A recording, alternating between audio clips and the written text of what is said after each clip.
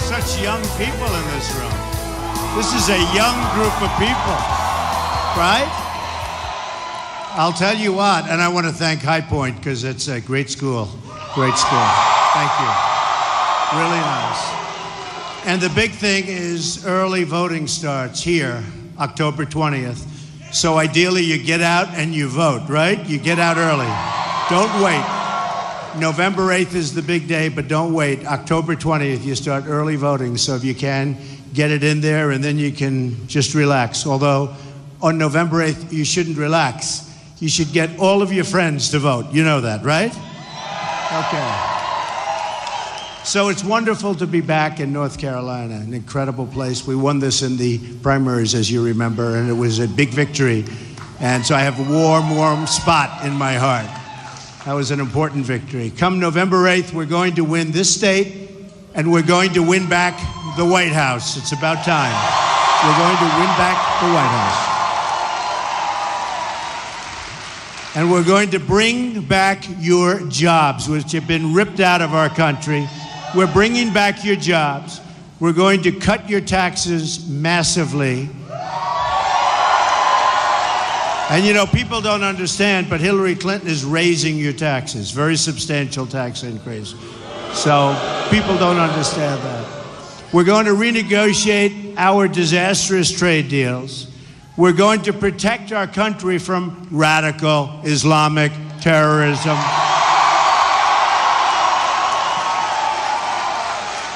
That one's not even close. Over the weekend, there were Islamic terrorist attacks in Minnesota, New York City, and in New Jersey. These attacks were made possible because of our extremely open immigration system, which fails to properly vet and screen the individuals or families coming into our country.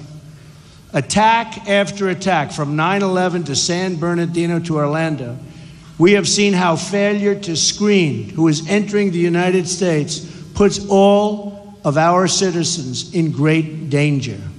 So let me state this very, very clearly. And as you know, at least most of you know, I've been saying this for a long time. This didn't just happen like yesterday. Immigration security is national security.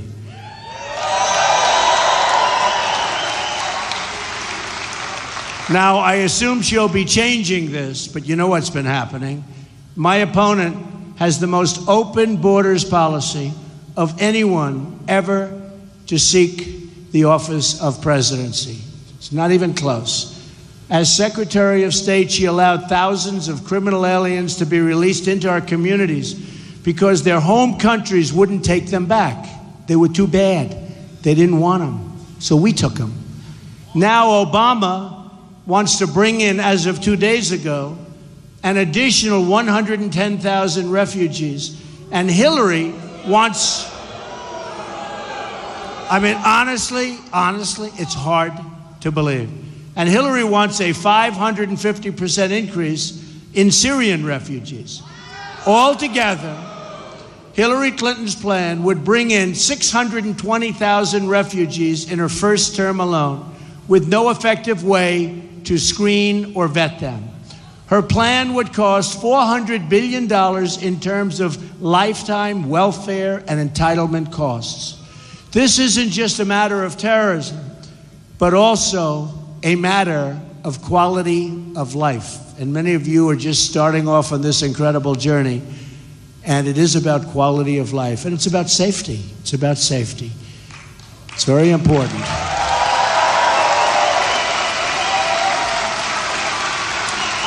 Have to have a safe country. We want to make sure we are only admitting people into our country who love our country. My highest duty as president is to protect our citizens and to uphold the Constitution of the United States. I will honor that duty to the fullest extent every single day, and I will never waver in that sacred obligation. It's just a plain fact that our current immigration system makes no real attempt to determine the views of the people entering our country. We have no idea who they are, what they think. Since 9/11, hundreds of immigrants and their children have been implicated in terrorism and terrorist-related activity within the United States. Now we learned that another 858 immigrants, this is just the other day, from dangerous countries have slipped into our country and been granted citizenship despite the fact that they were supposed to be deported. They probably pressed the wrong button on a computer. So they were supposed to be deported, and they were given citizenship. Welcome to America.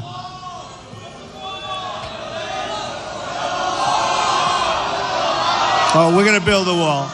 We're going to build. We're going to build a wall. We're going to build a wall. We're going to build the wall. Mexico's going to pay for the wall 100%. 100%. But the over 800 people really had nothing to do with the wall. You know, they had to do with a lot of other things. And it's a very, very sad. Can you imagine? We made them citizens and they were getting ready for deportation. So either something was very wrong or they pressed the wrong button on a computer. But either way, can't have it. Altogether, there are nearly 1 million individuals in the United States with deportation orders who have not yet been removed. In the 20th century, the United States defeated fascism, Nazism, and communism. Now we must defeat radical Islamic terrorism.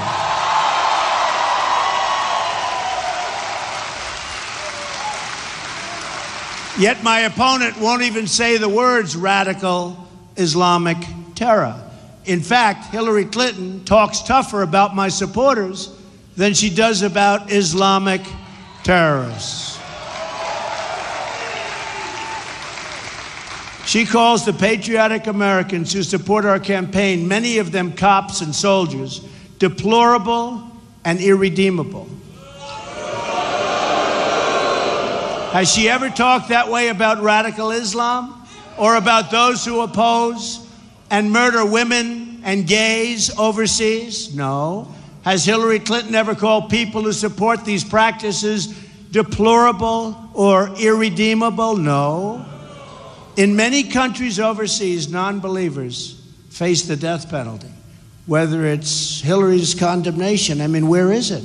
Where is her condemnation of these people? Where is her condemnation of these countries? Let's ask Hillary how many people who subscribe to radical Islamic views and support the oppression of non-believers would you call deplorable or irredeemable? That's a terrible word that hasn't been reported, but that was a word that she used. Are those words reserved only for hardworking Americans that truly, truly support us and truly love our country? It seems that way. America can never elect a president like Hillary Clinton, who apparently, with her choice of words, thinks that the decent American citizens are a bigger threat than radical Islam. Can't do this. Anyone who cannot name our enemy is not fit to lead this country. Remember.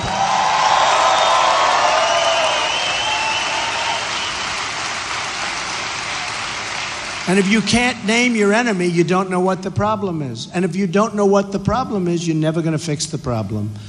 Anyone who cannot condemn the hatred, oppression, and violence of radical Islam lacks the moral clarity to serve as our president. The commander-in-chief of this nation must speak with moral clarity and conviction. Our system of government is the best in the world. And as your president, I will defend our values and speak out against those who assault our values in any way, shape, or form. Right? It's also time to remember one very important word: accountability. All this disaster with ISIS happened on Hillary Clinton's watch. Happened with her.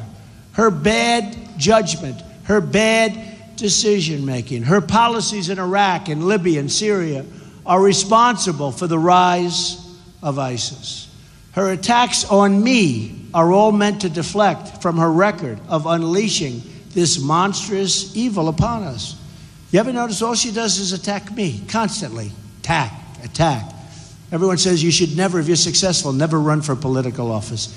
But that's the kind of person you need. Hate to tell you that. That's what we need. But they've always said, all of my life, I've heard if you're successful, never run for political office. But it's time. We have to bring our country back. We have to make our country great again. We have to do something because it's not working right now the way it is. Her timetable, and it's, this is so true. Her timetable and withdrawal from Iraq, her push for regime change in Libya and Syria, her open border policies, these are the actions that unleashed the ISIS disaster. So she will say and do anything to distract from that record of total failure. And let's see how much she changes her policies over the next couple of days. Because she's been for open borders, she's from people pouring in from Syria, she's from all of these things. I think it's getting very hard for anybody that's rational or even sane. If you look at it, how can people believe this way? How can they do that? How can people believe this when they see what's happening all over the world? Look at Germany. Look at what happened to Merkel in the recent election. Look at what's going on. We have to use common sense. We have to be smart. We have to be tough. We have to be vigilant. Her claim that my opposition to radical Islamic terrorism is a recruiting tool. So how does that have to do with, I'm being tough? Why is that a recruiting? I'm much tougher than her on this horrible situation. But she goes around saying it's a recruiting tool. Somebody gave her that from Madison Avenue. You know what, Madison? That's advertising. They gave her that they said, let's call it a recruiting tool. But why? Because I'm tough? It's a recruiting tool? It demonstrates a level of ignorance about the terror threat that really is disqualifying for a person seeking the presidency. When she says my opposition to radical Islamic terror provides aid and comfort to the enemy, we know that Hillary Clinton has once again demonstrated that she's really unfit for office.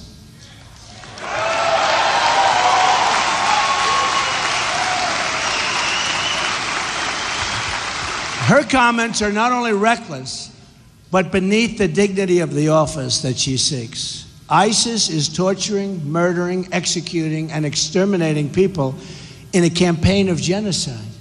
And what is Hillary Clinton suggesting? What is she suggesting? You know what she said. Let's let more people come in. That we should censor our vocabulary so as not to upset these butchers. I have news for Hillary. Refusing to call out radical Islam will not lessen the danger. It will only increase and embolden the danger, just like we have seen during her disastrous and failed term as Secretary of State. It emboldens them.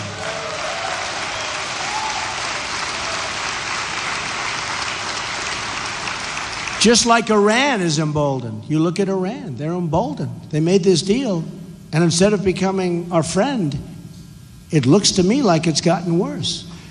The rise of ISIS is Hillary Clinton's foreign policy legacy. One of them, many others that are not good.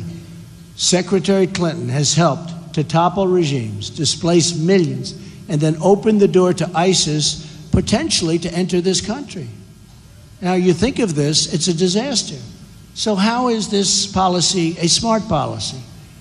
Clinton's decisions overseas have left us with the threat we face today, and her immigration policies will invite this threat onto our shores as sure as you are there in front of me, standing, watching. That's going to happen right onto our shores. It's happening. We must stop the massive inflow of refugees, which Hillary Clinton is trying to drastically increase. Now, she may change her mind because this is what's been happening for a long time, but it's getting harder and harder because how are you electable when you have policies like that? We should temporarily suspend immigration entirely from regions where safe and adequate screening, and I mean extreme vetting, cannot occur. right? Pew polling shows that in many of the countries from which we draw large numbers of immigrants, extreme views about religion, such as the death penalty for those who leave the faith, are commonplace. The death penalty. It's the job, and really, of government to admit those, and only those, who we expect to succeed and to flourish here and become part of our incredible country and home.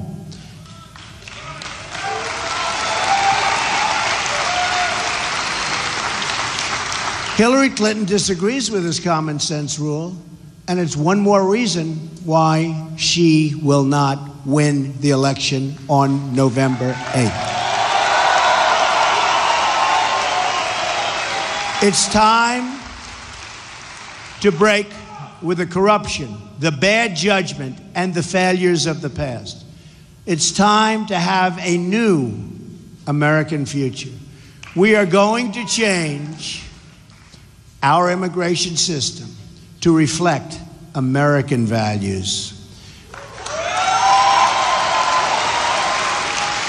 We're going to stop the policy of regime change overseas and instead focus on working with our allies on a military campaign to utterly destroy ISIS and defeat Islamic terrorism. This will not only require military warfare, but also financial warfare, cyber warfare, and ideological warfare. But to win this struggle, we need to be strong at home. We're going to rebuild our country. Our infrastructure is a disaster. Our country is a mess with $20 trillion in debt. Think of it, $20 trillion. At the center of the effort will be, in fact, the rebuilding of our inner cities. Nearly 4 in 10 African-American children live in poverty, including 45% of African-American children under the age of 6. Think of that. 58% of African-American youth are not working. Violent crime rose in America's 50 largest cities last year. It went through the roof. Homicides are up nearly 50% in Washington, D.C., and more than 60% in Baltimore. More than 3,000 people have been shot in Chicago since January. Think of that, since January, 3,000 people. That's like worse than the war-torn nations that you're looking at. That's worse than Afghanistan. The schools are failing. The jobs are leaving, and millions are trapped in poverty. So to the African-American community, I say, vote for Donald Trump. I will fix it. I will fix it.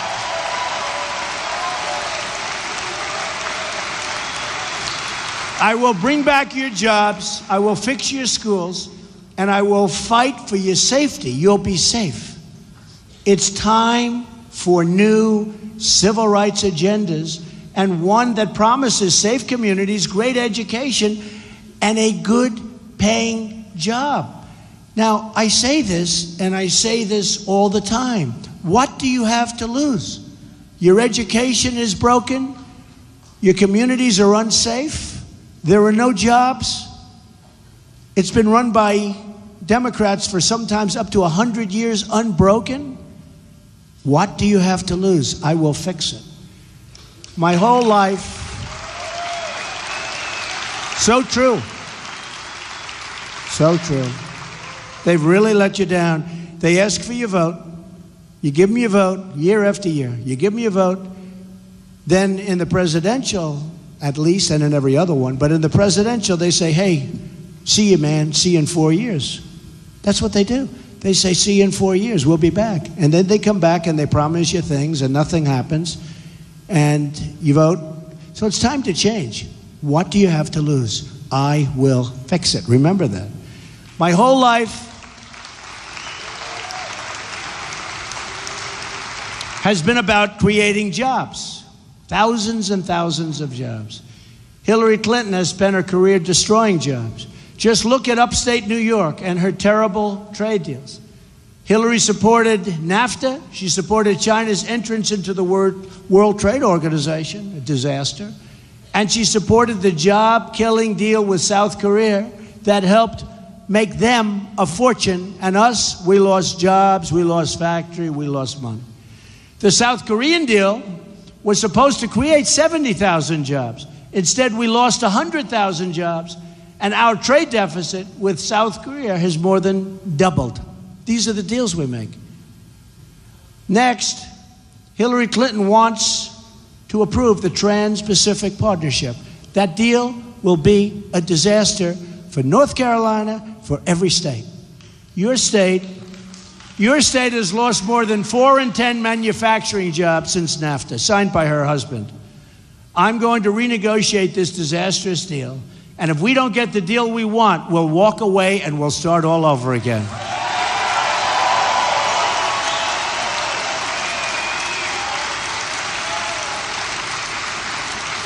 Our trade deficit with the world is nearly $800 billion a year. Think of that, $800 billion.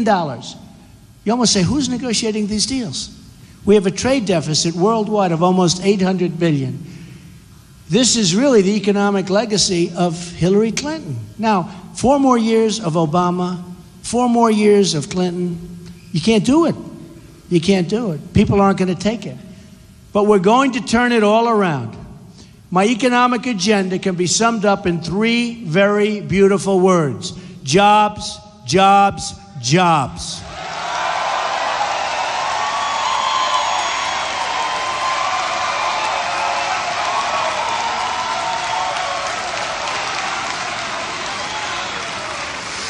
I'm going to get rid of massive, absolutely massive amounts of unnecessary regulations. And your tax cuts are going to be so happy. You're going to be so happy when you bring all that money home. Big tax cuts. She'll raise taxes, I'm lowering taxes. That's a big difference.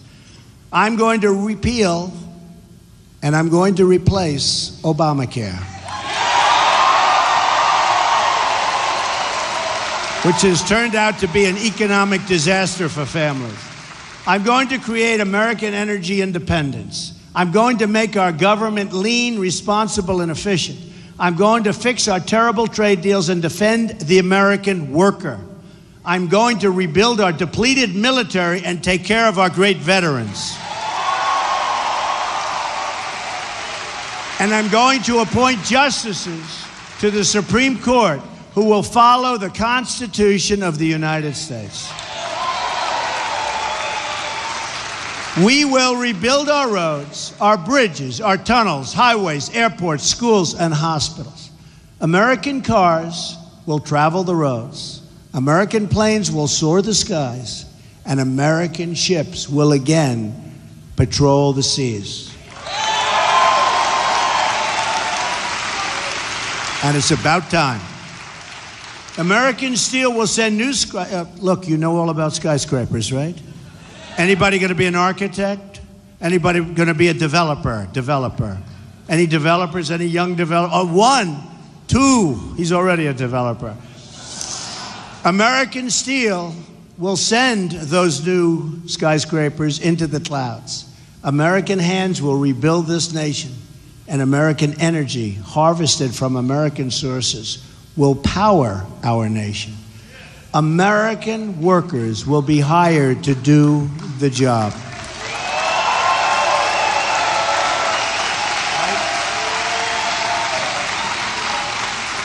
We will put new American steel into the spine of this country. I will fight for every neglected part of our nation, every single part of this great nation. And I will fight to bring us together as one American people. Imagine what our country could accomplish if we started working together as one people under one God, saluting one flag.